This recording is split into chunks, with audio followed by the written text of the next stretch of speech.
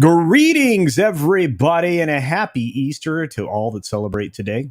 You know, there's a great deal of us that are saying that and are going to have Easter meals. We also have several other holidays that are going on right now, one of which I think culminates tomorrow in the Passover. But I just want to say, hey, happy Easter, everybody, and say hi to everybody here. And we're going to have a smaller panel than normal, and some folks might, join us a bit later, but we're going to keep this one short in honor of the holiday. And with that being said, I will jump right into introductions. We'll start first with the amazing AFK Bard. What's up, AFK? What's up? I'm here to chill and have fun. So there you go. Yeah. All right, and right below AFK is our good friend Machini, otherwise known as Machini90. Machini, what's going on, my friend? Boomer Keeney. He's drawing. He's drawing something right now. There we go. Boomer getting Keeney. A little plotting over there whenever there's silence. There is no Machini. There you go. Just Boomer. There we go. Yeah, apparently, beforehand, Culture's computer experienced the Passion of the Christ moment. So, I figured it'd be appropriately fitting. How's it going, everybody? Happy Easter. Yeah. The behind the scenes story with that is that right before we were supposed to go live, my computer said, "Nah." I'm gonna update. He got crucified, then resurrected. Yeah, it was like 8 minutes of going, please hurry. So yeah. But Mock, what you got going on? I know you're not doing this. Good. We're gonna take the Machini Live Sunday off this time, as we'll just come back next Sunday to bring it all home. So until then, guys, you guys everybody's gonna have a great Easter, and I figured it'd be perfect time. I was like, you know what, everybody seems to be, all my co-hosts seem to be off, my guests seem to be off. I was like, all right, you know what, we'll just call it in this one, and then we'll just regroup. But still plenty of content from me. Yeah, I hear you. Always working. I hear you. I hear the sketchbook's coming back, so that's cool. Sketchbooks, everything's coming back, baby. Everything's coming back. Plus my Twitch channel's off the ground. Now I got a YouTube channel for that Twitch channel. So nice. I'm busy. That's awesome, man. Well, good for you. And of course, we have a face that hasn't been here in a while because that face has been busy. His name is author Stephen Walton, and he joins us today on a holiday for many different cultures. Right? What's going on there, Stephen? Happy Easter, Passover, Ostara. Hail the chat. How you guys doing? Good to see you. Good to see my friends. I ain't seen Bard. Machini, congratulations on all your growth, dude. 32 Flavors of Nick Weiser was on Rogue Entertainment last night showing off the sketch that you made for him. It was beautiful. Beautiful, thank you. Man.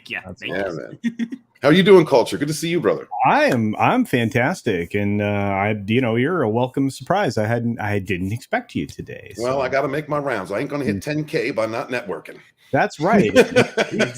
Exactly. Speaking of 10K, I need to actually work towards that goal again.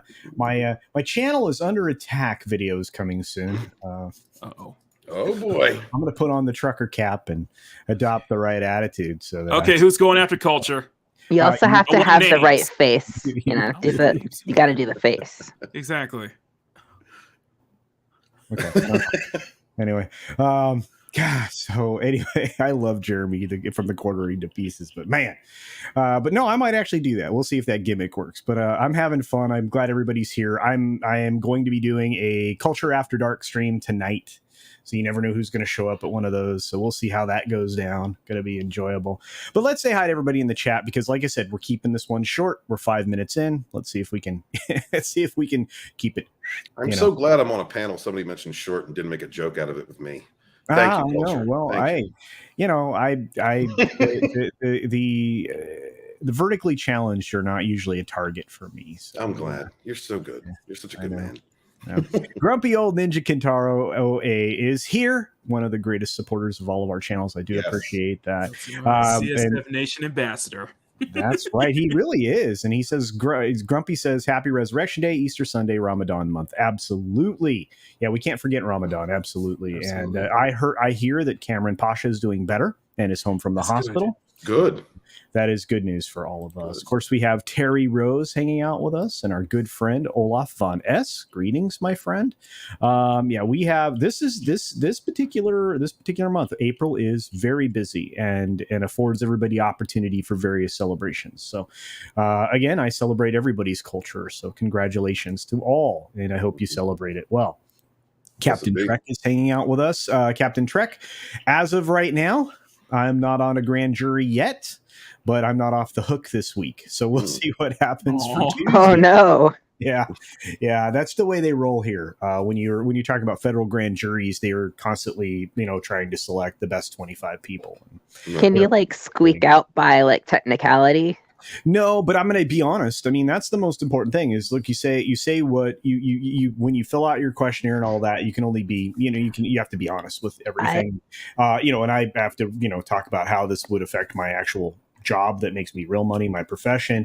I will also be talking to them about the fact that I am a political and pop culture commentator. So I'm very well informed, or more so than the general public, on a lot of these things. So perhaps they don't want me, because I may already have an incoming bit of information, bias, perspective, whatever, prior to being presented facts in a court case. Right. So again, if they still elect to have me on the grand jury, I'll show up and do my job. But it will create a hardship, and for most people it does. If I were maybe 6 years older, would create less of a hardship because I would be in my retirement portion of my life. I hope, and and I could pre-record videos and streams and stuff like that, which is what I intended to do anyway. But anyway, let's keep moving because we can talk about that forever. But I will be doing a member stream this week, and then again probably again at the end of the month, because I have to celebrate that I managed to stay above 100 members.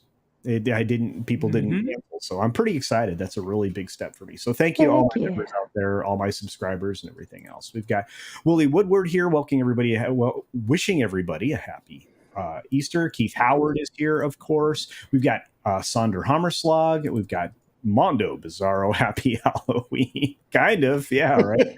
Fat Elvis is in the house. It's Sunday Fun Day. Absolutely. Thanks for smashing the thumbs up. I appreciate it. We've got the Cheese Factor here. Great to see you. And of course, Judicon. Greetings, my friend. Thank you for being here. Low Spec Linux Laptop is in the house. And of course, we've got Dragon Master 360. One Man Show is here. Oh, cool picture. One Man Show says, greetings and salutations. Indeed, my friend. D-Bud Martin says, happy Easter. Indeed. Floral from Under a Rock. Great to see you, my friend. One of the great puppets we have here in the Cotton Connection. It's Floral from Under a Rock. We've got Andrew Northman here. Great to see you, my friend. We've got Runner Blaze. What's up, Runner? Good to see you, buddy. Darius hits us with a box of popcorn. That's fantastic. Daisy Blossom is here. Hello, sweetheart. Hi, Daisy. Everyone.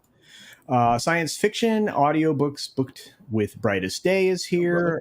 Tugs says hi from her Twitch stream. Hi, Tugs. I love you. Hey, Tugs. What's up, Doug? I gotta get her on a Sunday show, and I need to get her and Steph and X-Ray Girl all at the same time. Can you imagine what that? Don't forget Mara Jade. You'd have to. Yeah. That has to be like an extra long stream because Like a you bonus? can't make that a short one with them. No, we no, would like plan like 3, 10, 12 hours. We'd go as long as the ladies would want to go. And I would send them bottles of wine in advance. Then I know it will be off the chain, right? Yeah, Exactly. I know somebody who works at Total Wine. Hey, I do too. We happen to know them together. No, I think I know somebody Right. too. What a coincidence. What What a coincidence. Maybe we could get him to cook us up, you know. Yeah, man, he could supply the party. Absolutely. Keck 44 is with us, says howdy indeed. The talented Andy Masterson is joining us today. He got fresh supplies like a week ago for his action figure manufacturing. So Nice. can't wait to see what's coming down the pipe there. Darius Munchausen, of course, is saying hey to everybody. We've got Rogue Disney. Happy Easter indeed, my friend. I hope you're enjoying the warm weather there in Florida. It's about to kick it up to the next level, everybody. So spring is springing. It's hot. I was It's hot. outside. It's getting hot. It's getting hot. hot. Captain Trek renewed his membership. Thank you for that, my friend. Truly appreciate it. And let's see who else rolled in here. Lots and lots of folks. I'm sorry. I just want to say hi to everybody. Dr. Dragon is here. Cavatanio Cavalryman Che. Good to see you. Was told there would be chocolate eggs. Ooh, Cadbury eggs. Good stuff. Missed those. Unleavened bread. Yep. Barrels of Sacramento wine. Barrels indeed. Yeah. How'd you know what tonight's plan was? Thanks, bro. I'm going to show up on my night stream and I'm going to be like, hello. We'll see. Let's see. What else do we got? TZ Burton's in the house. Great to see you, my friend. Oh, Mexican Iron Man sends a massive super chat for $10. Vader voice. I find your lack of brown person face, lack of diversity, inclusion, representation disturbing on this channel. Okay, first off, Mike, I guess I don't count, right? Wow. Is that what you're basically saying? And he's also confusing our genders with that picture. I'm sorry, Mike. Do I not count? You realize all Mike has You just realize. All he has to do is say culture. I want to come and play, and I'd have Mike on in a second. Mike, I feel hurt right now. I feel very hurt. You should be. I would take that as a personal affront. At least it's not a personal aback, because that sounds exactly. No kisses. Jaffo is here. We got Clay Thomason here. Good to see you, my friend. Wookie says, just keep saying criminals all need to die. They will pass you on for jury duty. It's a grand jury, bro. Wookie, I was going to say to him, to culture, do you have the ability to go up there and just say, I hate everyone equally? But I don't think he could. No. I can get right out of it that way. Honestly, I think that you have the best out, though, just for the fact that you are a pop culture channel, because you have knowledge of so many different things that, I mean, technically speaking, anything you're called into, you might know about. I have never been on a jury that was substantial or for a substantial period of time because they weed me out right away. So they do. They ask me questions that, they probably didn't want the answer to. So. I got called in for local jury duty once and sat around for half a day, and then they picked me. And then we went into hear about the case or whatever it was. And then someone came in and was like, they took a plea bargain, and it counted for me. So I didn't have to go back. So there you go. There you go. Yeah. Just one day. Last jury I got called in for, they asked me 6 questions and said, see ya. Well, hey, there you go. That's a compliment. Yeah, it was funny. They're like, "We're gonna go to lunch. You're excused." That was full libertarian, didn't you? Yeah, they don't like that. They don't.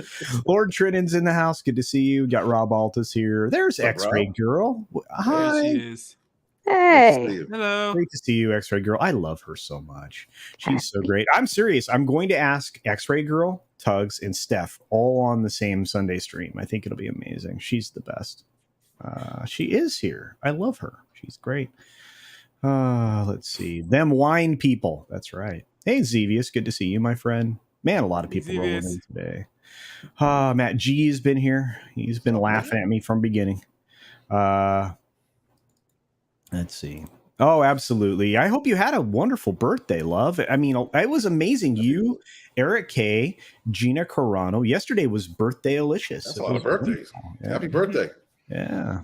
Yeah, she's incredible. She's so smart and funny. In person, especially when we were in Vegas, she was hysterical.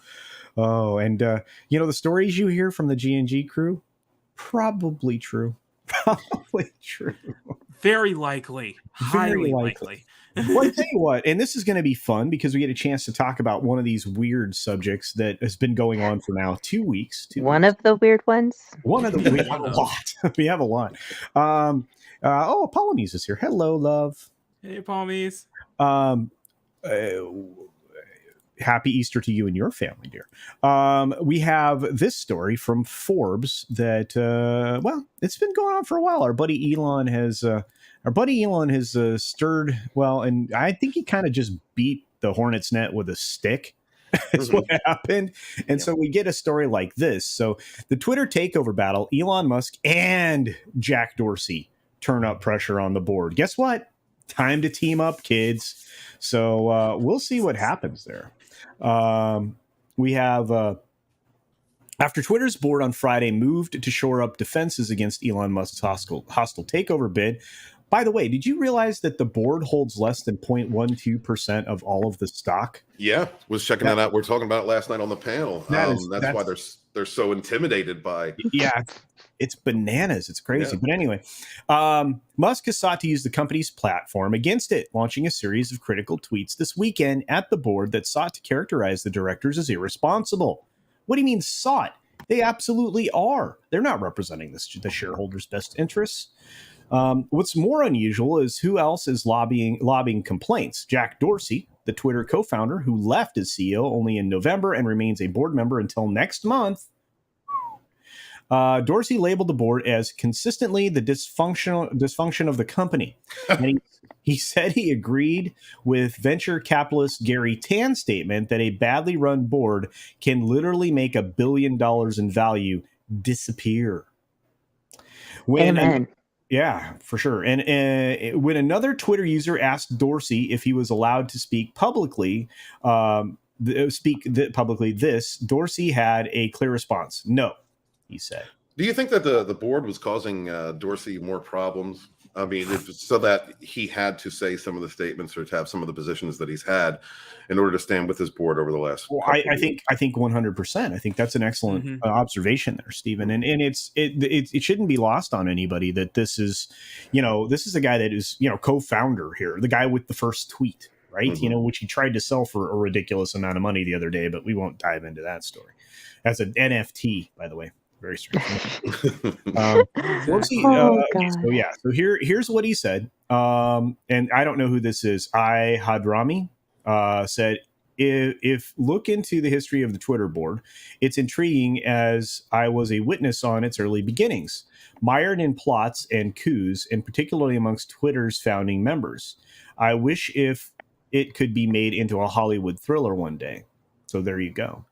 Musk sought to paint the board as out of touch with the company's best interest by noting their small holdings in Twitter stock. With Jack departing, the Twitter board collectively owns almost no shares. That's insane. Musk wrote, objectively, their economic interests are simply not aligned with the shareholders. Right. Wow. I mean, that makes sense to it. I think it also makes sense as to a lot of the regulations and the types of things that have been allowed to and promoted on Twitter. I don't think that these people have an investment in the company. It's in their own personal interests and views. Right.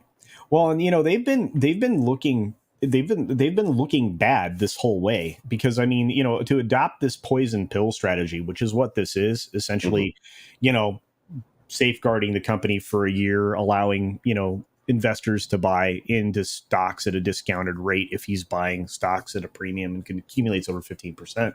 He doesn't have to do it that way. All he has to do is partner up with a couple people that gets him over to 50.1% of the shares, call an emergency meeting, and elect a new slate.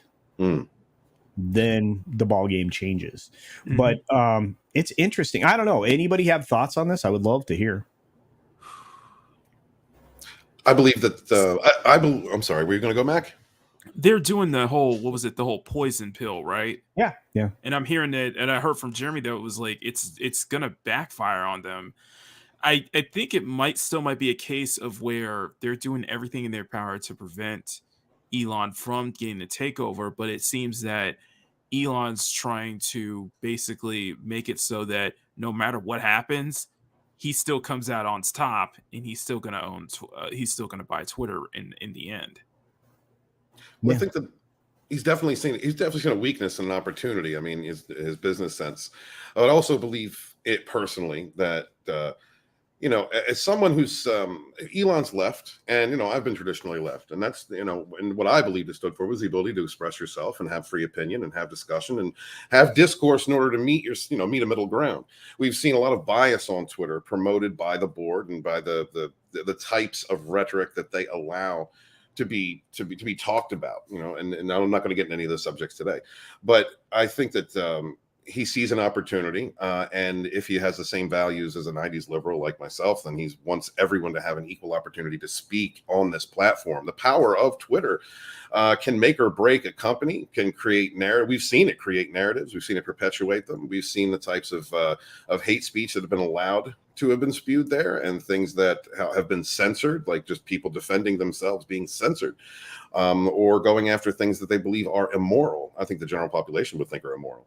I think this is a great opportunity to take back a platform and give people the ability to freely speak their minds without the type of coercion or harassment that we have seen being allowed on one of the most powerful social media platforms of our age. Indeed. Mm-hmm. Indeed. AFK, any thoughts? I mean, a lot of the quotes that are in this particular article are attributed to people who, would have some knowledge about it. Forbes is saying they can't necessarily confirm that these two are working together, but they're friendly. I wouldn't call them friends, but they're friendly.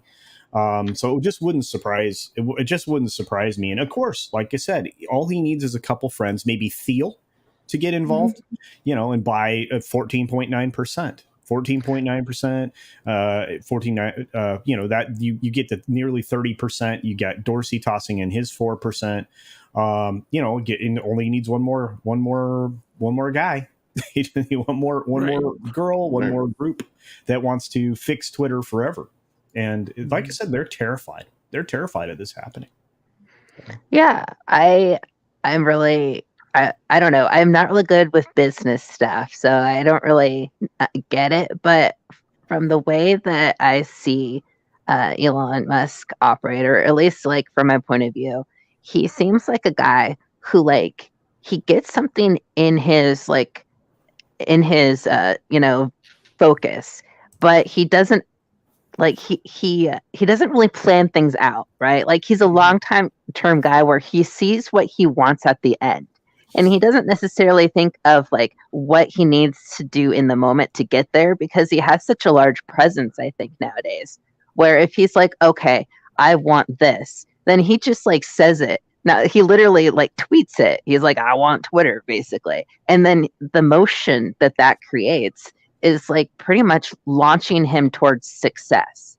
And it's, at least for me, I feel the attempt to black pill is going to backfire, because it's clear that the people who are clinging to it are basically trying to stay relevant, and they know the second that Elon Musk has control, they're out. He's going to find some way to refill that with people who are on his level of thinking, and they're going to spread out, and they're going to seep their knowledge into everything in there. And so it's this is just the death throes. And basically, we're here to see how pathetic it looks. And I don't know. I want the end result the way Elon wants it, where I want him to have it. Just give it to Elon Musk. He's trying to go to Mars. Literally, how many other people on this planet can actually say that they are endeavoring to get us to Mars? The future that we'd always thought as we were growing up and watching our favorite sci-fi, and this is what we wanted. That's to expand into the stars, to live our imaginations. I also believe, Bard, that if my hypothesis is correct, and let's just say that Dorsey has been hindered from expounding his own views and being himself because he's had to remain within an echo chamber, then perhaps this is kind of his way of clapping back at all of the years in which he has had to remain silent to his true positions. Well, there's a lot to be said for that, but there's also a lot for some of the perspectives here about essentially melting Twitter down. Because that's, Dwayne Olson points that out. And I think that's also part of this poison pill project. You're essentially going to devalue the stock as you continue to, sell it as a discount or issue more and more shares. I mean, that's, so that, Elon cannot quite accumulate that percentage, right? But they can only do that if he goes over 15%. So if he goes to 14.99999% and then has like-minded people, he can defeat the poison pill. And then what are they going to do? You got 4 or 5 billionaires that now control. Now, is he not allowed to own more than 15%? I thought that was no. That triggers their protection plan, right? So okay, what is that? I'm unfamiliar with the culture.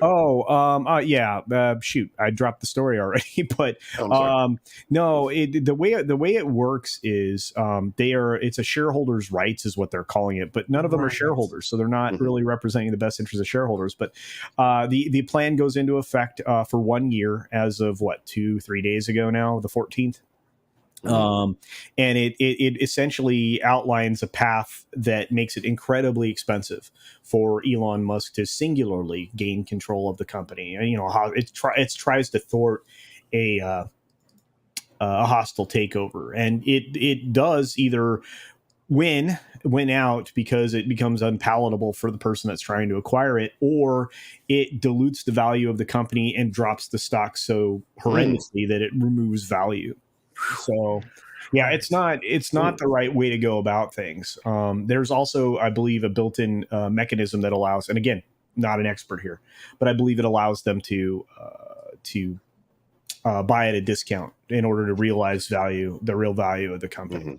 Okay. But so just go through a few more of these comments. We got lots of people. It would be funny if Twitter broke Twitter. Thanks for that, Sander. Wookiee's like, let's let it burn kind of idea there. The most horrific scenario for these authoritarians is a level field where they would have to defend their ideas. I believe that's with all this push to burn it, I really feel like the second that we can get it to Elon, there won't be a necessity, because he literally will be cleansing it, because the second he releases all of these restrictions that is there, or he starts implementing this freer way to basically articulate yourself without being afraid of getting suspended or whatever, those people the people against that are going to flee. It's literally going to become a nicer, better place, which is hilarious when you think that side is basically quote unquote fighting to make it a nicer and better place.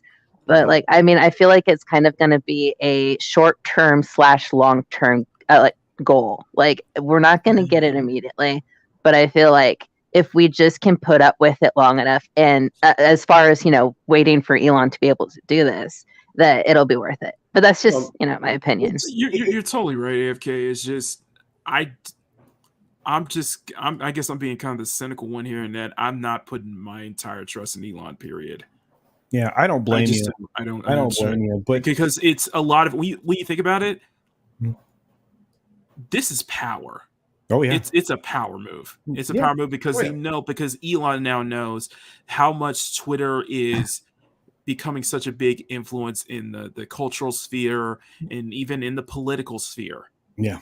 Well, and controlling all that power, and with people saying that they want Orange Man back, they want all these people to be unbanned and such like that. I was like, I don't think that's going to happen. I think there's something probably much more, I wouldn't say more nefarious, but he definitely has his own motives concerning this. He does. And I just don't trust him to be like, oh, he's going to be a savior of everything. He's going to bring free speech back on the platform and everything. I don't think anybody, I'll be honest, I don't think anybody should see him as a savior in any way. I think that's being incredibly naive.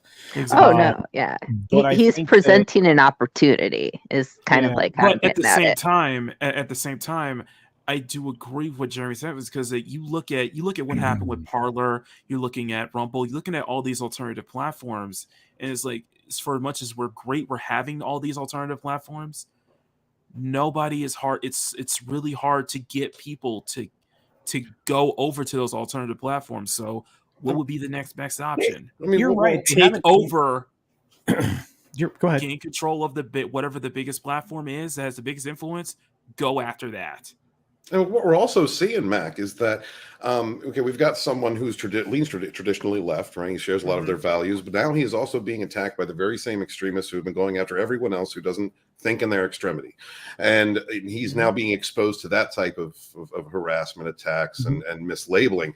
So I would hope that through this experience, even though I'm not considering a savior, but even though through this experience, if he does gain control, then he'll have a better understanding, if he doesn't already, of the type of harassments, mislabeling, misinformation that's put out there, and the strength, as you said, the power of Twitter and the power that it has. And it's huge. This is such a big deal, and it is so powerful that Vanguard got into the deal. They bought 10% of Twitter stock a couple days ago. And one of the reasons they do is because they're all about the message and the control. And I mean, you have a handful of these groups: Vanguard, BlackRock. I'm going to get in trouble, but we're 30 minutes in, we'll see. But you have a handful of these groups that do wield incredible power, and they want to be able to control messaging at all times. Absolutely. And so, like I said, this is not going to be an easy move, but I believe it's quite possible. It's like that old proverb: no one man can have this much power. Yeah, and Fat Elvis, don't know how to control it; it'll corrupt them. Yeah, I don't think that's true. We are, because look, I mean, you already have Bezos, over at Amazon, controlling a lot of stuff, and he shouldn't. I mean, it's really easy to break up companies, right? We just haven't done it in a long time. We need to get back to doing that. We need to get back to competition and the like, so that you can't be controlled by a handful of entities. But again, I don't want to dive too deeply into that. But Fat Ellis makes a good point. It'd be pretty funny him kicking in the door with a basket full of proxies. I'd love to see that. He does get tunnel vision. That speaks to what AFK was talking about. Elon is also endeavoring to plug our brains into the internet. He's not that cool. Hey, look, I'm not a big fan of that, but I am a fan of the fact that you can do implants to get motor control back of areas of the body you don't have anymore. I don't necessarily want to be jacked into the internet. No, so I feel you, bro. I feel you. Look up who the board members are. They're all elitist. TZ Burton 100. Yeah. By the way, so that Prince doesn't own any personal Twitter stock. He only is controlling the kingdom's stock that is there now. So he really doesn't have a financial viability there. Hey, Philip A. Demick, happy Easter to you. Lord Trinan says there is a big risk Twitter will give Elon too much power, but he's the only ally we have in a battle. The corrupt fool's already in charge of Twitter. There's no good answer. No, there never is. No, there isn't. And that's the biggest problem. Never look for government or someone else to solve your problem. You have to work with yourself or others to solve said problem. Yes. And we have to get back for government of and for the people. That's by, for, and of the people. We should get back to that thing. We have Morb wishing us a happy Easter. Thanks for that, my friend. Eric Winberg, who's changed the avatar to a very cool perk for $5 as support at CultureCasino naming names. Thank you. Yeah, you have to be careful. Again, I just got out of the suppression jail, and now I'm probably going to end up with negative subscribers today. So we'll see. But and this is the thing. I have a 401k through Vanguard, so I might actually own some Twitter stock now. Wow, that's cool. You actually probably do. Who knows? How about we stop suing Twitter? Is it even necessary for life? Using, I think, is probably what more meant to type. Facebook too. I agree. I am 100% out of Facebook. Facebook is a privacy. That is like essentially opening the world to your private parts. Yeah, as Mark said, as Jay would say, he could spend a day off Twitter. you can spend your life off of Twitter. I mean, you absolutely can, Mac. But I mean, there's something to be said for like people who are promoting things, people who are looking for any kind of attention. Just the innate need for a human being to express themselves and have people respond to it is going to keep social media platforms alive. I mean, Facebook, as far as I'm concerned, is more like a timeline of things for me, and it's fast for how long I've been there. And Twitter is a platform that. I'm sorry. How many people regularly use Facebook now? Because those numbers have come down. They actually, there are people. There are people. Yeah. No, I know, but they've been losing numbers. Facebook has isolated themselves inward because of how they're trying to promote, TikTok or anything that they're attached to, anything under the Facebook sphere, and they really suppress the algorithm for like YouTube videos. Don't share YouTube videos on Facebook because you won't go anywhere. Yeah, you mean Instagram and Instagram? Yes, thank you. TikTok is a Chinese company. Yeah, my bad. Yeah, that's why I stopped myself. We have a couple of member chats I want to get to before we jump to the next subject. This was a great discussion. Thank you all. It was awesome. Darius Munchausen, who sent us a box of popcorn earlier, has also been a member for a year, 13 months, in fact. Thank you, my friend. Thank you, Darius. He says, "Happy Easter, culture gamblers." Indeed. We also have the Atlantean, who's been a member for 17 months. Can you believe how long I've been here? I can't believe that. 17 months. Saying happy hail culture, happy Easter to you, the Atlantean. Man, I miss you. I hope everything's going well. Let's see who else is in the house. Oh, we have Mike dropping another soup chat. Thanks, my friend. Become a Culture Casino member today. If you don't, you might get sent a Culture Casino no mail thong swimsuit calendar. So join today or else. Thanks, Mike. Appreciate it. Hail, brother. Don't want that. When are we going to get that, Culture? Are we going to get a thong calendar? I mean, I think with that beard, you look stunning. When I get to 10,000 subscribers, you're going to get a portion of a stream where I'm not wearing a shirt. Shirtless Casino, as Silkman has said. As far as I've gone so far. Really? Maybe when I get to Ryan Cannell levels of awesome or Drunk 3PO levels of awesome, we'll talk about a calendar shoot. Gotcha. Okay? Gotcha. Yeah. Before that, I'm actually, here's a weird thing. So because I've been building stuff around the house, this is like inside baseball, nobody's going to care. But because I've been like building stuff around the house, like I built the boss's desk recently, and I've been doing, stuff and outside and everything, converting one of the garages into a studio space, for temporary use and stuff like that. I'm actually now filming, like I'm working on some gardening projects. So I'm actually doing some video of like building boxes and the proper way to make sure you don't poison yourself with raised bed gardens that you grow food in. So, anyway, so I'm actually filming that. So I'm going to make videos. I'm thinking about launching like Culture Casino Builds Crap channel or something. Watch, he's going to do a Saitama workout, just like Memes of Destruction. That's awesome. I'm going to make a tarot channel. I'm not doing that on mine anymore. So make another channel. Interesting. Well, we got a lot of Pope folks. Wow. We got a lot of folks hanging out with us. Happy Easter to you, Trav, and everybody who just rolled in. I appreciate that. CC in tassels? No. Yes. The boss is going to draw the line in some places. I'm just saying. Peer pressure, chat. Peer pressure. Just tell him. Offer him money, subscriptions, whatever you got to do. He'll sell out. He'll do it for you. He will do it. I do a lot for people. That's true. Culture home DIY videos. There you go. I'm gonna, like I said, I'm working on some boxes, and I'll show you. I'll make a video. We'll see if it is worth people checking stuff out. Tool time with Culture. There you go. This is how you don't chop your fingers off. Yeah.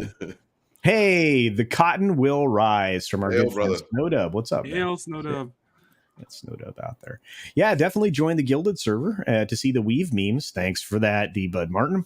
And better than a calendar. Well, thanks for that. Just join Gilded today is a great suggestion. 32 flavors of Nick Watson told me about it. As of last week, my co-host Bruce Lombardo decided to start a Gilded server for me behind my back. So I'm like, there you go. Now he's a good man. I have now almost completely abandoned Discord. I'm only using it to game with other people because that's how they're doing their gaming content. But the Gilded server is vastly superior, and I'm using webhooks now, so I'm promoting as I add the channels slowly. I'm adding to my applets. I'm adding a way to promote them on my stream. Right. So it just automatically, when somebody publishes a video or does a live stream, it automatically publishes theirs. That's what Nick said. He said it's like the easiest way to let people know that you're live streaming. Yeah, and then if they just see the notification that something popped up, boom, it's there. Everybody gets to see it's there. That's why I'm going to encourage everybody, if you're working with a creator that you appreciate and you enjoy, see if they have a Guilded server and check it out. Because if they really put the effort into building out their auto thing, you will be notified whenever they do a video, which is cool. Right. TZ Burton says for $2, Culture Casino Brie Larson workouts in the works. No, let's not go. No, but I may actually do a health and fitness thing at some point too. But I still have to promote a lot of things before that. I mean, we are going to get the hair and body care line here in the very near future now. So check that out. Let's see. Culture, you'll pull in more normal subscribers with DIY content. Really? Okay, I'm willing to do that. Culture hammering stuff 10 hours ASMR. 16. That's great. Bruce is a cool dude, Chris Mead, for Yes, sure. he is. OG Culture doing the smashed thumbnail dance. That could happen, although I'm really pretty good with tools. Thank you, Mike, for promoting the merch store. I miss Mike. I'm going to get to hang out with him a couple times this week, hopefully. Yeah, I want normies. Normies for sure would be great. And then, like I said, maybe I'll bring him into the concept or the idea that their brains are being polluted with bad information. But let's move on. We're only going to make it through one more subject. This sucks. I wanted to cover all this stuff. Let's do this. Let's talk. Now, we're going to talk specifically about Warner Brothers, but I want to talk about here first. Fantastic Beasts: The Secret of Dumbledore can't find magic with $43 million open. Wow. Right where I said it would be. Wow. I said 44 or somewhere around 40 to 44. So it's right in that window. So it's like, yeah, I'm thinking this was going to be soft. It had a real soft preview at 6 million.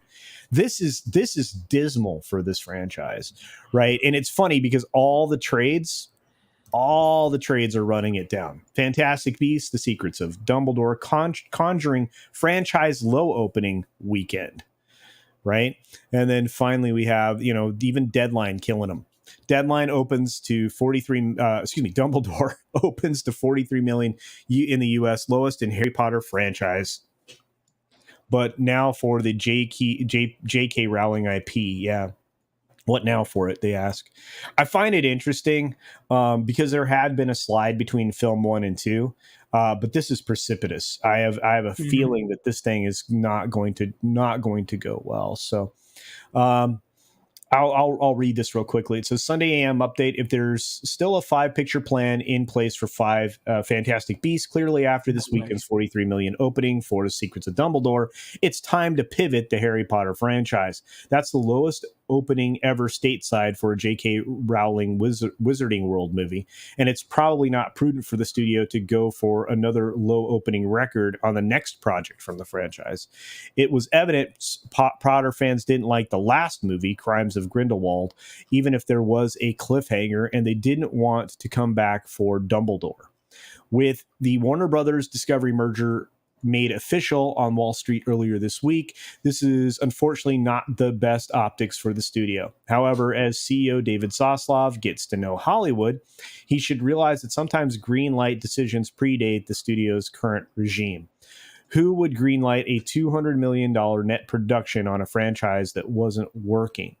Well, that's why he's there now, folks. Fantastic Beasts movies were put into play by the former Warner Brothers Entertainment CEO, Kevin, and I always forget how to pronounce his name, so I'm not going to. Is it Kevin Sujihara, right? Yeah, that's right. Thank you. Kevin Sujihara. Thank you, McAnee.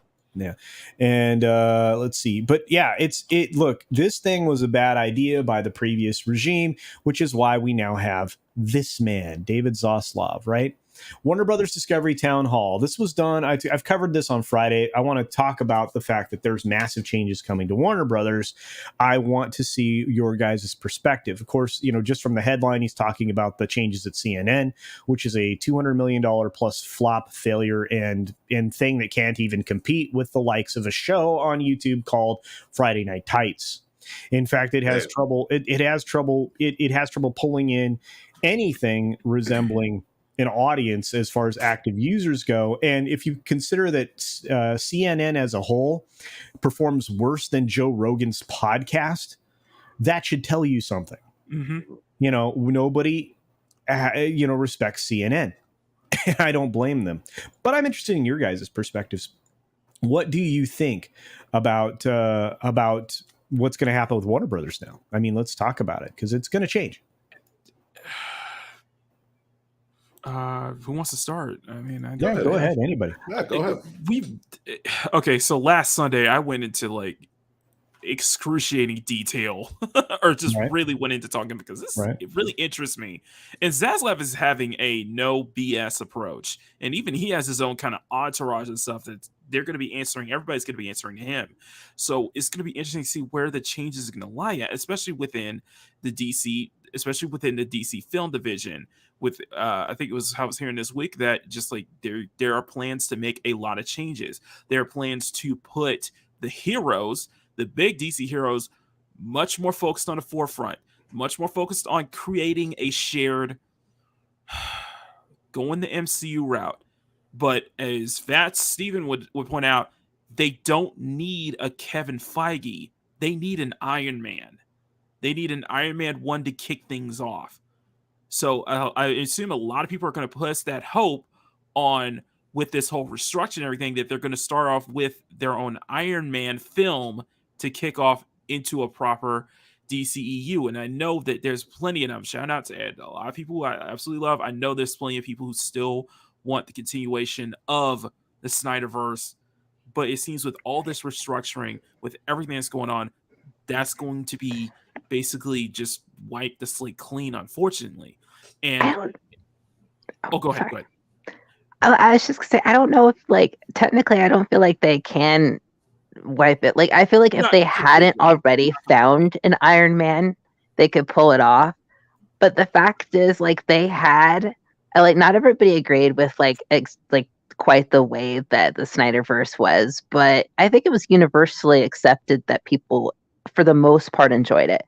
And it was like it was hot, and it was like totally, it literally could have taken them in the direction that they wanted to go, that was like marveling, like matching the MCU. And then they literally just like chucked their Iron Man out the window. Like, can you imagine what the MCU would have looked like if after Iron Man 2 they were like, it didn't get the best reviews. Let's just, we'll give up on it and we'll redo this whole thing. Like the momentum would be completely gone. Like, I totally agree with you. It's just what I'm saying is that considering the gems and everything that came out of the Snyderverse, you can't not ignore the fact that it has been an absolute mess of disaster behind the scenes. Yeah. You cannot ignore that. That's what I'm basically saying. So yeah, the internal, there needs to be I do say is that there definitely needs to be an internal structuring and an internal restructuring as well to keep everything on point. So it's just, we're not having these issues behind the scenes with not only with just actors, but with the higher ups having an issue where higher ups are just despising everything that Zack Snyder is creating to the point where they're trying to sabotage it. Just all these things here. There needs to be a set goal, a set focus, that's something that everybody can work unilaterally with. And that has if been they want to make this work, if they want to keep DC alive, keep DC will always be alive. Keep DC on the right path forward, and be able to be that competitor for the MCU, and be able to, in case what we're seeing with the MCU right now, strike where the iron is hot.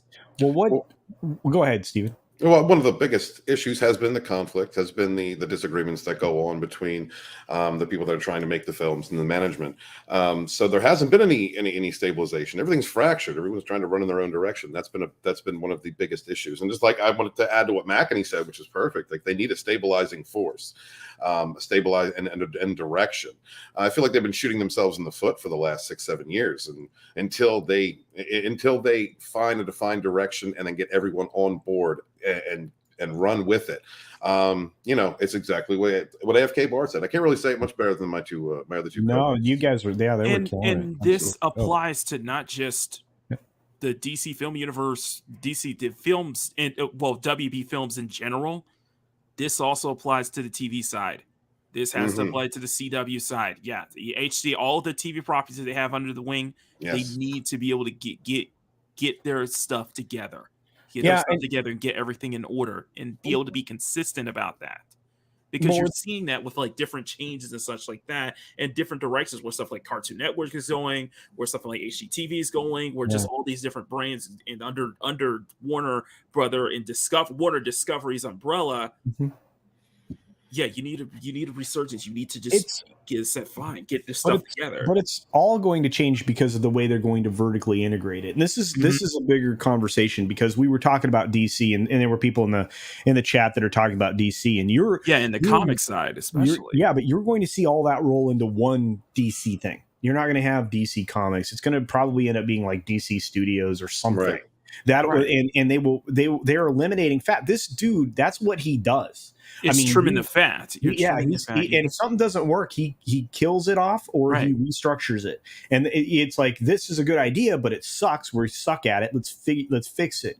That's the way this dude's wired. So I have strong feelings that he can do a good job. But again, I mean, it's just like, we always put our faith in one person, and we shouldn't. Is there going to be an Ayer cut? Yes. But at least if you look at the primary investor from the Discovery side of things, when it comes to this Warner Brothers, this Warner Brothers thing, the primary investor that made this deal happen, his name is John Malone.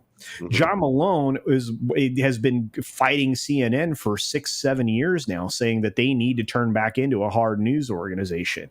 I mean, this guy's a stockholder in a lot of stuff, but primarily his weight is in the Discovery side of things, the 29-30% of what this deal was walking in the door. And you know what? He and Zaslav seem to have similar mindsets when it comes to that. So I think when you talk about CNN's going to get restructured. I strongly suspect, and I'll say it again, DC not only is going to get restructured, but it's going to become more vertically, done more vertically. It's probably the correct way to say it. So I'm looking forward to those changes. Sorry, Mike. Go ahead. What's important is that you need someone like in regards, like for example, with DC in the extended universe, their film side, you don't need somebody who's just like passionate about comics, something like a Jeff Johns or something like that. You need somebody who's business savvy, who's very familiar with business, and I think it was Comments by Percher put it best. You need someone who is probably on the outside, who's probably an unknown, who has a strong background in business, and at the same time cares about staying truthful to the original source material. Well, I mean, it's not just that, Mac. I mean, even if the person isn't a fan or a fan of the source material, a good business sense should include, what do my customers want? Exactly. And investigating that, and then figuring out how to pitch it and how to produce it to your customers. Right. And with DC, and with them basically kind of saying that they want to keep everything more structured. They want to emphasize that basically Zaslav was saying, you take the biggest heroes, Wonder Woman, Batman, and Superman, and you want to use them to their fullest potential, the fullest extent of their potential. I would argue Momoa. They're going to be Aquaman. Yeah. That means it's going to be, they're going to structure everything. And in terms of the DC side, they're going to structure everything to make sure that in both comics and both films, that they are going to be utilizing the strength of their flagship heroes, but also push forward the strength of their secondary, their characters, and that goes in both the TV, comics, film division. Because you can't be having all these different things that are going all over the place. Like, look at what's going on with CW right now. You can't have all these things that go in a different place. It's just like, oh, this is a different universe. This is a different universe. This is a shared universe. All this stuff. No. Structure it. There needs to be a structure, and it needs to be able to something that applies, that's going to be able to succeed with them both short term and long term in continuous financial gain. Well, the CW is likely to be cut free, and unless he does what he did with a couple of his what do you call it, unscripted networks, and just Right. he completely guts it. It's going to be hard because he's working with a guy that pretty much produces all of the content for CW, his production company, that has, they're just so ingrained in these ideologically driven series. But TZ Burton's right. WEF and the ESG score need to be put in the Iron Maiden. Bill and Ted always pops in my head every time. The bottom line is evil people cannot write heroic stories. 100%. Yes, Immoral people can't write morality tales. It's true. What's up, HVP? The chat's on fire. Everybody seems to be following what Makini's been saying. So, this is probably a very wise observation here by Manowar665. He says, "Don't think the mentality has turned that corner just yet," and I don't. You saw over the weekend with Twitter's board of directors goes to what I always say: fiduciary is a fancy word with no goddarned teeth. Yes, that's true. Yep. Except that it should. I mean, technically, there are financial ramifications and potential penalties if you violate fiduciary, but it's hard to, it's going to be hard. They're going to have to sue the board. Anybody who's a stockholder that wants to cash in on Musk's offer is going to have to sue the board. There needs to be a massive collective class action suit, but. I mean, like I said, there are other ways around it. They're going to get hit from all sides. It's going to be just insane. So, and like I said, the same thing goes with, and I say this with with Warner Bros. DC in mind, but like what you said, Culture, the same thing needs to happen with CNN and other properties as well. CNN wanting to go back into straight news, focus on straight news, and not, coasting on. Orange Man for, because that's what they've been using for ratings ever since. And the same thing goes for Twitter. And because people want to bring him back on because, like it or not, he's been what's keeping Twitter popular. He's been what's keeping Twitter in the public eye and why people have been subscribed to Twitter. Ooh, here's a good idea. Dust off George Miller's Justice League script. Yeah. Yeah, brother. Yes. Yeah. There we go. That'd be interesting. There's a lot of ways to fix things. Mondo Bizarro. Yeah, I know. I immediately had thought.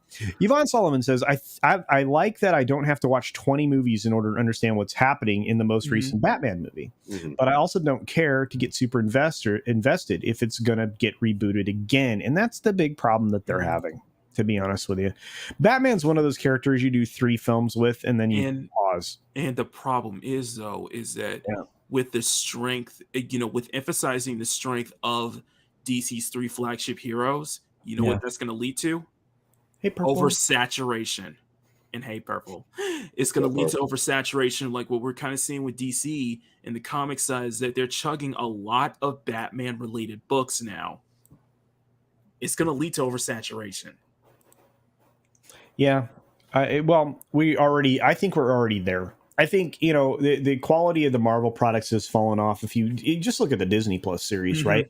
On the other side, you have, conflicting views, studio interference, all kinds of problems for the DC side of things, right? And hopefully with solid leadership like David Zaslav, again, guys, a proven commodity, right? Proven leader. They'll be able to fix it. That's all I can say. I have a sense that if anybody can try to turn the corner on that, they will. Will it stop them from doing the stuff on pulling in the failed comics creations that we've had the last 15, 20 years? I don't know. I don't think so. I think until there's significant turnover as studio leadership and, it's done without care for, DIE, then, we bring in the most qualified person to write. We bring in the most qualified person to create. We bring in the most valuable property, and we don't disrespect it. We'll have to see. I mean, like I said, I'm at the stand on the fence, prove it to me stage for pretty much everything now. Right. Yeah, for everything. It's just like, put up or shut up. Put your money where your mouth Well, is. we've had so many letdowns in as far as Mhm. you know, and I think McEnany's with me on this one, all the way back to the expanded universe, you know, from the CW. Like we Right. wanted to see people like Amel on screen. You know, I want to see that Green Lantern. You know, they had so many opportunities to produce good shows. I think that Supergirl could have been something good. You know, but they didn't tie these universes in the way that they could have, and really brought in that whole home audience into the cinematic universe. And like it had a lot to do with the lack of cohesive, consistent direction at the And just look at what's going on with the Flash film right now. And if you want to see what a microcosm of everything that is going on with Warner Brothers right now, look at the Flash film. The Flash film. 100, bro. 100. Okay, so you drop one actor, but you keep two actors who have what seems to be a much more vicious, a much more rotten background. They don't, and it's bad decision making. Mock, they don't have skeletons in their closet. They have graveyards in their closet. It's a lot of graveyards in the closet. I mean, I'm not saying that not everybody is perfect or anything. Right. Not everybody is the same or anything. I'm just saying this is bad. This is blatantly bad decision making. Oh yeah, and bad optics. Dropping one person and then keeping two people who have bigger skeletons, and it's causing a very negative reaction. So it true. Really is. Like, we're seeing this in the courts right now. Yeah, and it's going to be it's again, Johnny will get vindicated. We're all going to say we told you so, and you know it'll be what it is. But look, they're both terrible humans anyway. I'm sorry. And this includes Ezra Miller too. So I love the acting. I love the acting of Johnny Depp, but he is not a good guy. Right? He's just I have yet to see there are very few good people that are out there publicly right now in Hollywood that I feel are quality human beings. There are some, but the people that you see day to day, the people that the trades follow, the tabloids follow, and everything else, they are not somebody to. Well, they're the people to report on. They give the most drama, give the most stories. I'm going to get to a couple of these super chats. We've got, of course, Marby Dog for $10 saying Machini is right. The DCEU needs an Iron Man. Lex Luthor is that man. Do a 3-movie arc about the foundation of the Legion of Doom. That would be fantastic. What I'm saying is that look how successful the first Iron Man film was. And look at how they built upon it. That's how you saw that. You saw that slow build. You think most people don't think about it. The MCU, that was a slow build up to that entire universe. That's true. It took one film. It took a continuation to just kind of seeing where the momentum is going. Where that is. That's what the extended universe should have done from day one. They should have done that with Man of Steel instead of just doing this huge jump from this and trying to build a universe just to match with Marvel at the same time, instead of just not realizing that it should have been a slow build up from the very beginning. Well, and let me finish this super chat. I got one more to go. We're going to wrap up this conversation because we have one last story to cover. And I told you we were going to go shorter today than normal because it is a holiday for everybody that I want you to be able to get to your families and do stuff. So anyway, so Foundation, an arc about the foundation of the Legion of Doom. The first film would be Origin of Evil. Second would be Dawn of Doom. And 3 would be We Are Legion. Great idea. Bryan Cranston as Lex Luthor would be incredible. Yeah. Oh, I would love that so much. And shoot them back to back to back, right? Just get them out of the way. Of course, the next super comes from my good friend Andre over there at Midnight's Edge. Hopefully you guys are all subscribed to Midnight's Edge. Very worthwhile there. Plus the member streams are fun, so consider becoming a member over there as well. For 200 Norwegian krona, right? Here is some Northman money. Absolutely, I'm going. How's it? Do we have any numbers yet on? No. I don't. I can't wait to see this film. I'm so stoked. I'm waiting for yours, and I'm waiting for Purple Valkyrie's review of it too. Yeah. For the cause, which goes against the message, 100%. Thank you for that, Andre. I appreciate you so very much. I love it. Absolutely support Midnight's Edge. They have been pushing boundaries. They have been honest and great to the fans. So, man, Andre, good to see you, brother. you have to consider they give you solid researched content with no fluff, if there is opinion, it's well stated that it's opinion, and if there's speculation, that it's very well stated. They are very reputable, and I appreciate being associated with them as I am from time to time. So thank you very much again, Andre. Happy Easter to everyone for sure.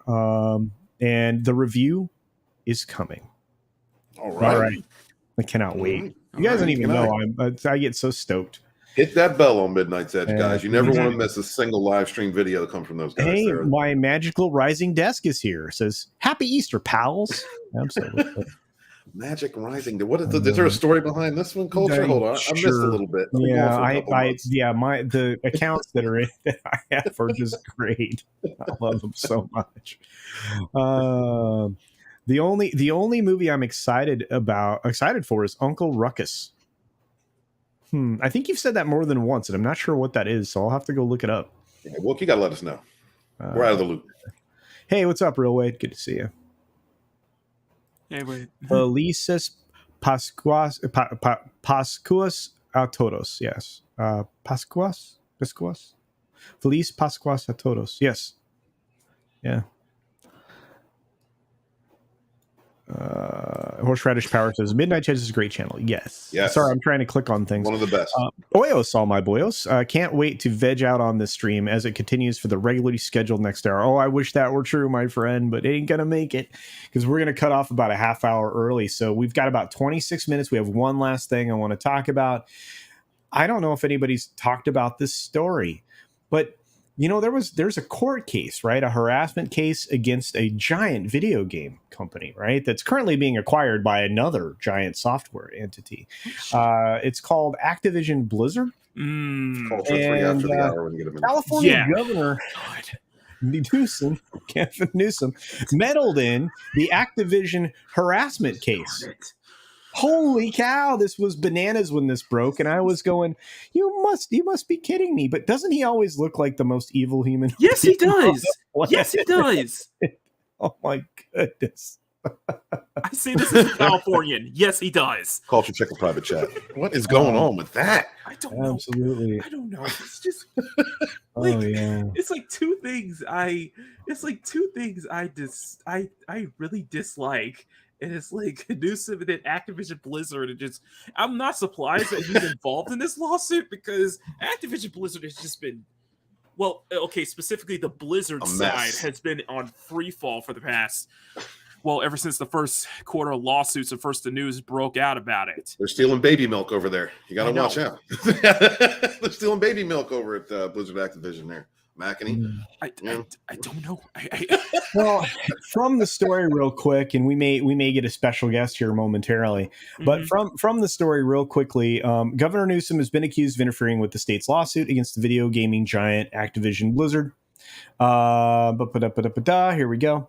California Governor Gavin Newsom interfered in his state's harassment and discrimination lawsuit against video gaming giant Activision Blizzard, prompting two of the lawyers working the case to quit.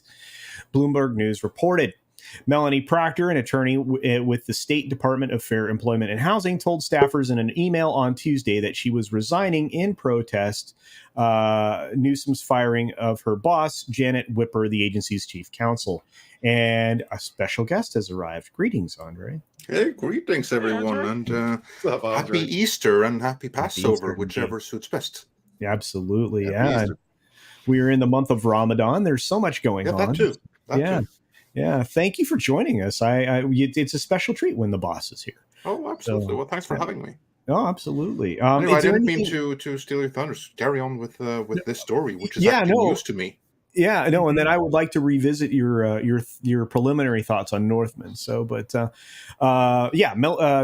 okay. Both Proctor and Whipper quit the Activision lawsuit earlier this month, though no explanation was given as to why they departed, according to Bloomberg News. Proctor told staffers that Newsom's office began to interfere with the Activision lawsuit. The office of the governor repeatedly demanded advance notice of litigation strategy. I wonder why. Wow. And of next steps in the litigation, Proctor claimed in the email, which Bloomberg obtained. Holy cow. As we continue to win in state court, this interference increased, mimicking the interest of Activision's counsel, Proctor claimed in the email about Newsom's alleged involvement. This is bad. I would not be surprised. Yeah. If, But it goes on. It goes on. There's more. When Whipper attempted to protect the agency from outside interference, she was abruptly terminated. So currently, Whipper is repeatedly evaluating all avenues of legal recourse, including a claim under the California Whistleblower Protection Act against the governor. Wow.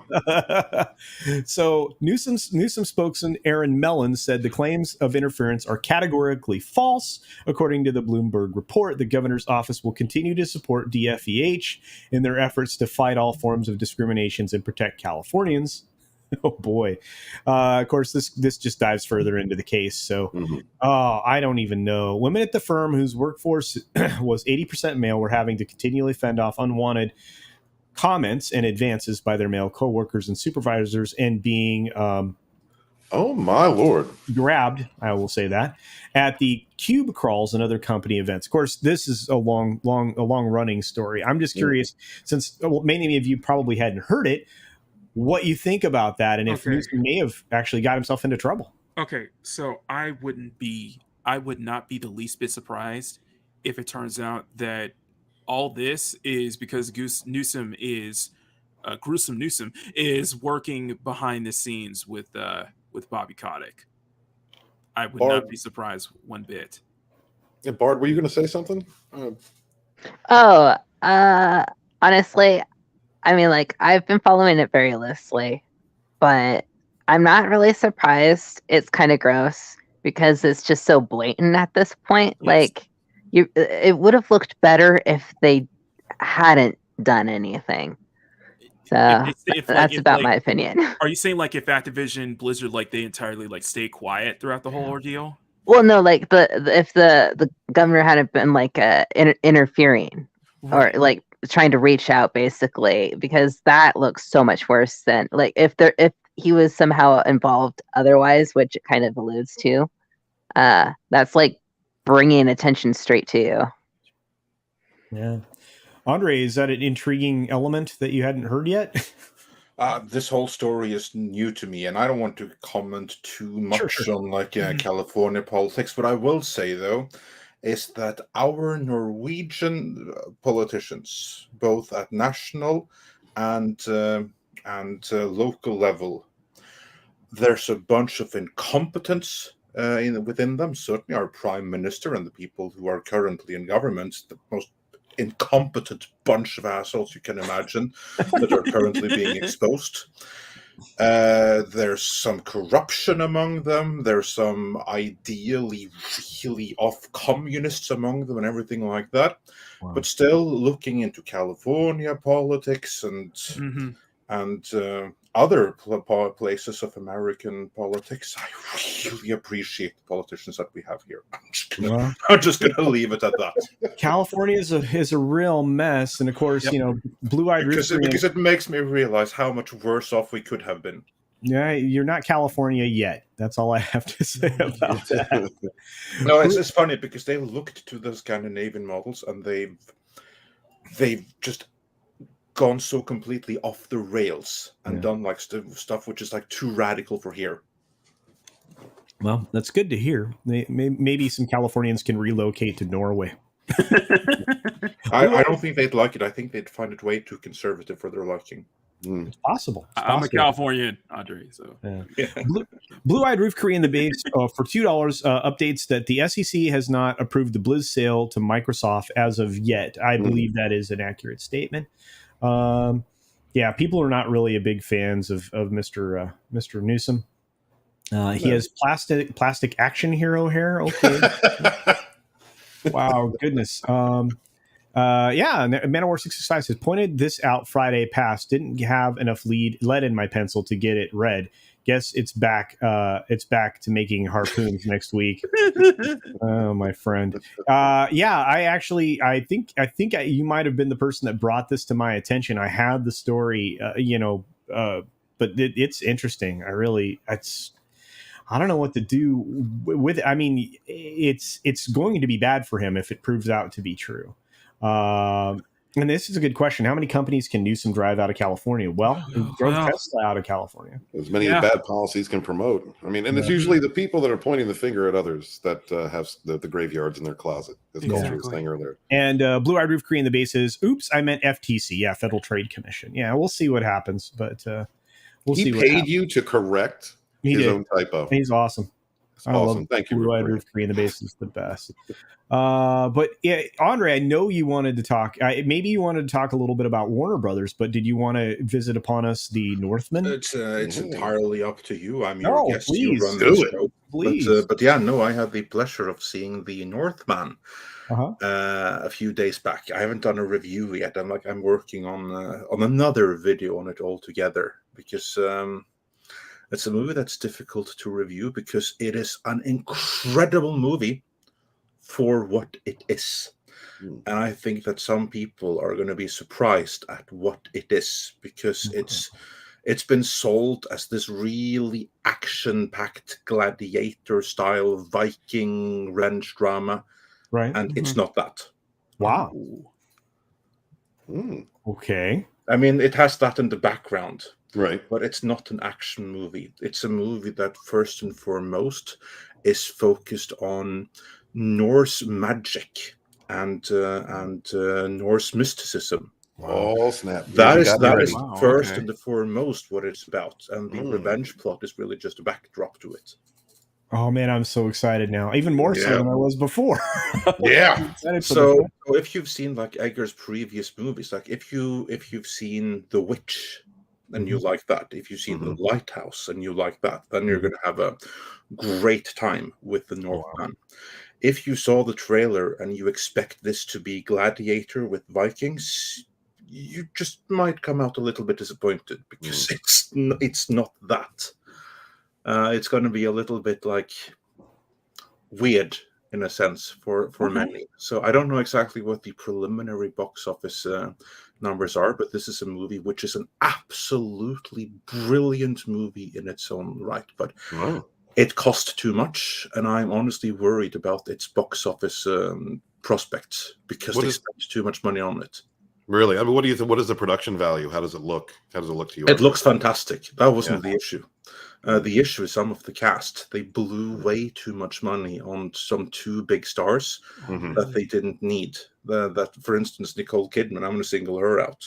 Oh wow, she's all right. She's okay, but she doesn't look right. She has too much Botox. She has too many fillers.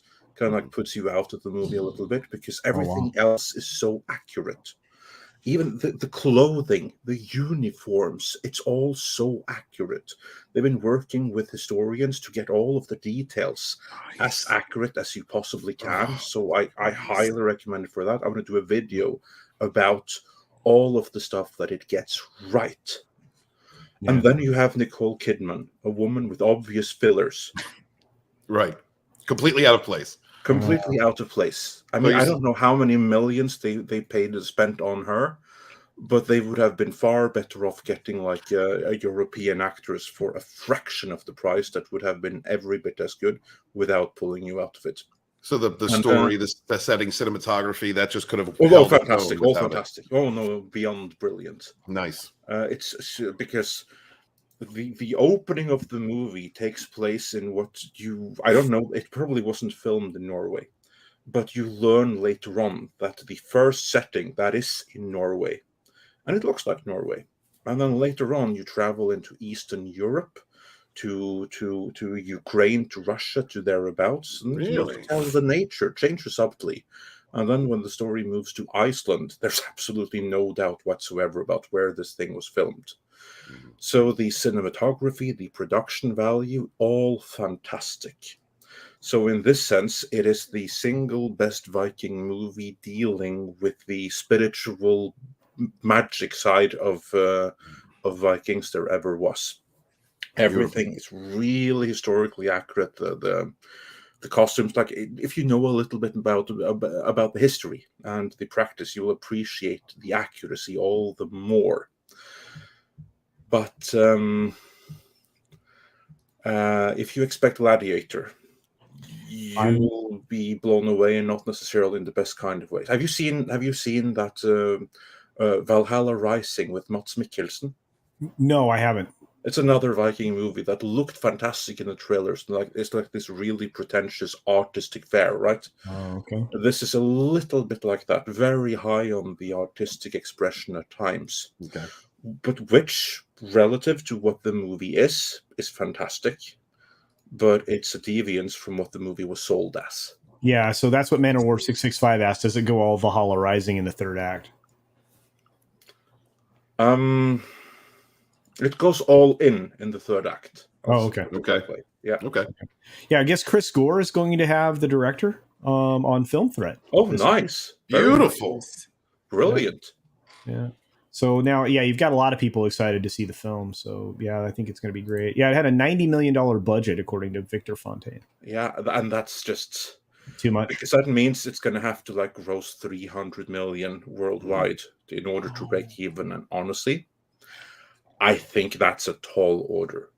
Really? The movie is good, but so many people are going to be expecting Gladiator with Vikings, and when you go in and you expect Gladiator with Vikings, you'll be disappointed. And there'll be a discrepancy between what you expect and what you get. If you end up disappointed or just confused or blown away, I think you're going to have all of those reactions. Mm-hmm. But those that expect like a simple A to B actioner, something along Vikings on Netflix, it's not that. I can't wait for your review, and that's coming soon. Yeah, it's coming soon. I don't know about review video, but I'm definitely doing one like the Northman explained by a Northman video. That's going to be great. Yeah. Can't wait for that. Well, let's real quickly, because we did have some comments before we end that were on the story about Newsom very quickly. So let's start here. Somebody asked what a cube crawl is. Okay, so a lot of tech companies early on had a very liberal or libertarian culture. You would be, they would have, beer kegs in the office and pizza parties on Friday and all kinds of stuff. Thirsty Thursday. Yeah. A lot of companies would do that, and so you would have drinking in the office, and a cube crawl would be, you go from cube to cube, hang out, talk to people. It's kind of like a social cocktail hour at the office. Okay. It helps they can get together.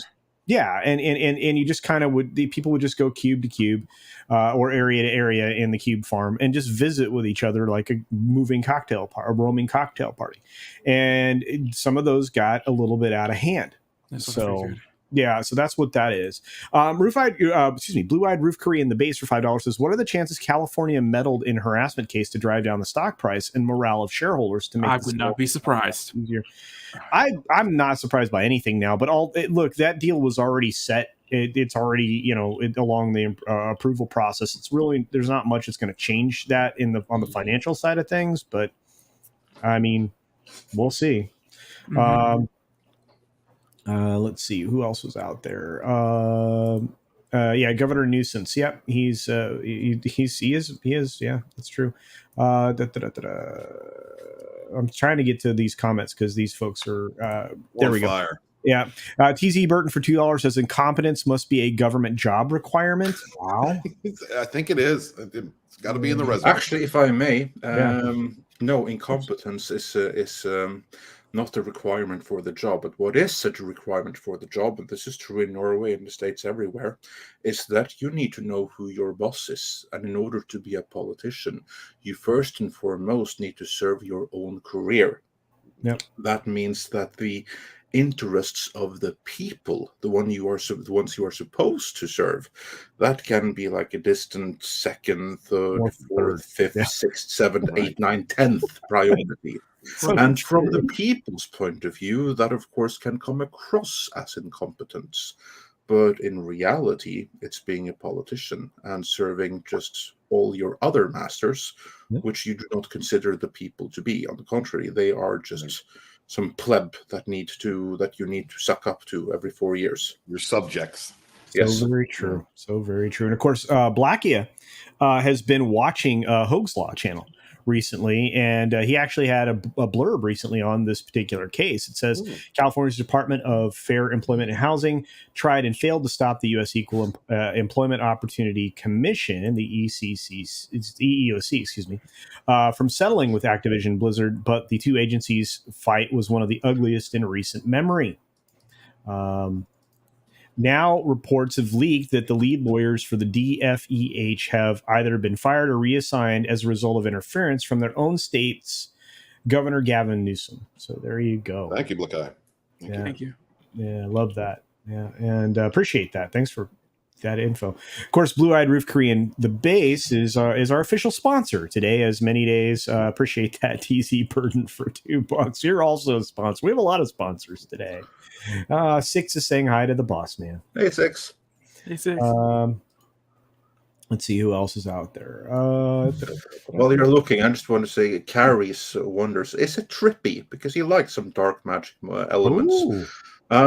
I will just say that when I first saw the movie, I tweeted, just saw the Northman. It's a trip, and I'll leave it at that. Yeah, Right. yeah.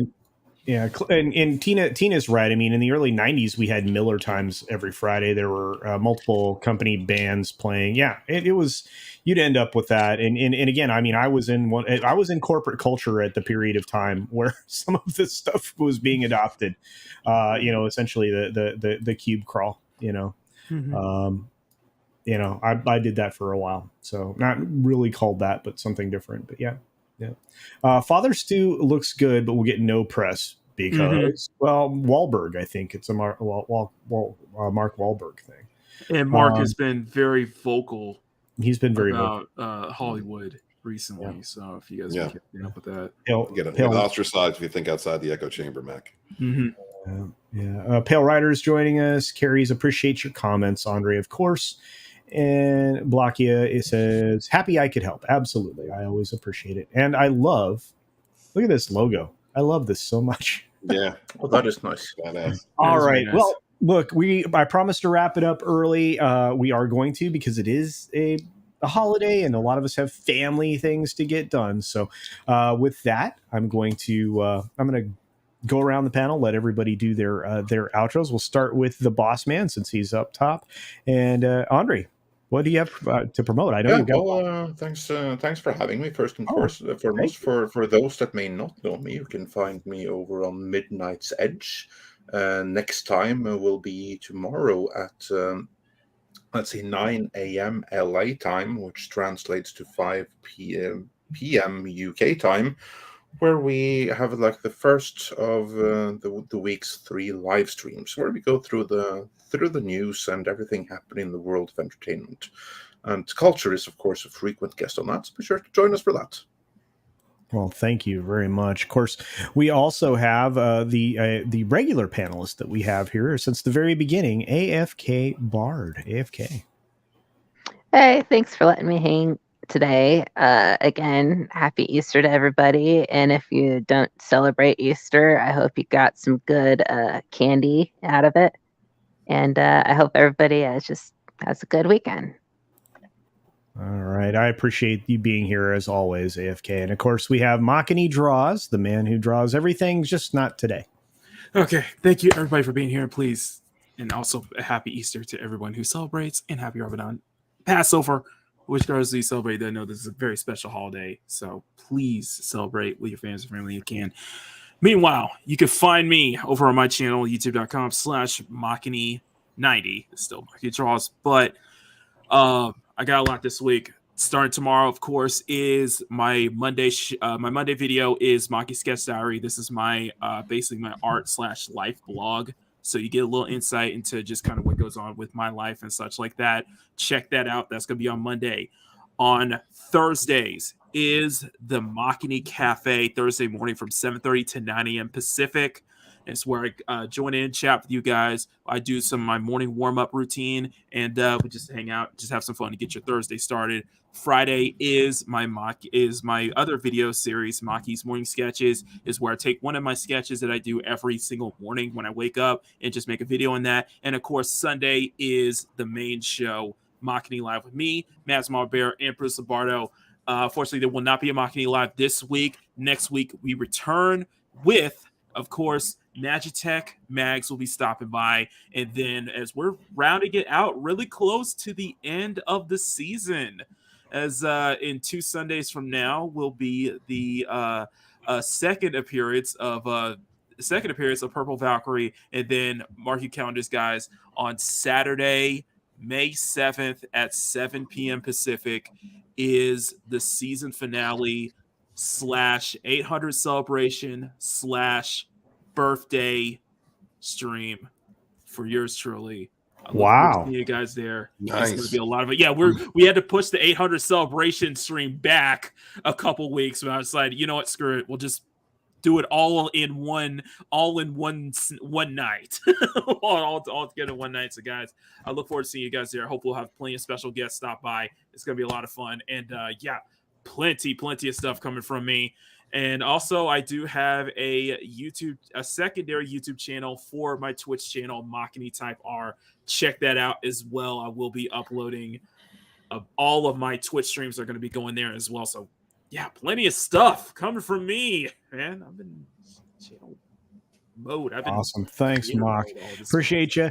And last but not least, the author himself, the man with the elevator speech that was always a lot of fun. What's going on, Steven? What do you got? What's going on, guys? Everybody, happy Easter, Passover, Ramadan, Astara. Good to see you. Thank you for joining us this week. Thank you for being such a good supporter of CultureCasino, who is a person who supports many people in this community. And thank you very much for supporting independent creators. Please, if you will, your favorite 2 or 3 YouTubers, big or small. We all had to work for the grind to make our channels what they are. Please share out links for those channels if you love them. Please share out links for independent creators, people like Bonds from Nerium, people like Red Gaze with Sunsworn, Vinny Tardamella, and Chris Fisk, Infantile Chronicles, many different creators out there. Pick up a book by Kai MFS. He's a novelist out there.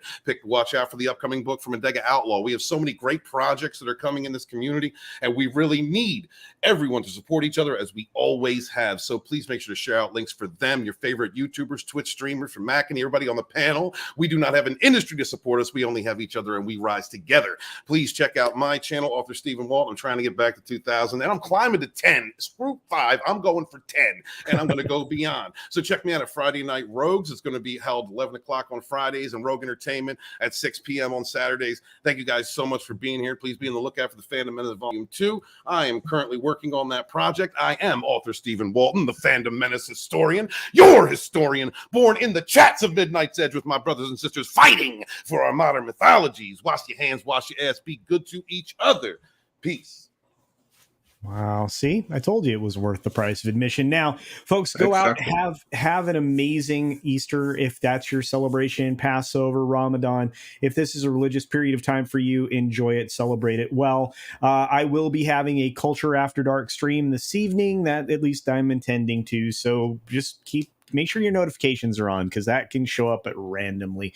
I really appreciate everybody in the chats, all my members, all my subscribers. Those of you who just happen to stumble by here, if you wouldn't mind hitting the like button, I'd appreciate it. And thank you to all my guests as usual. Without everybody in the chat, none of us would be here, but we'd probably still be trying to talk to somebody. So thanks for joining us today. Be sure to take care of yourself, take care of others, wash your hands, of course, because it's good hygiene. And until next time, bye. Bye.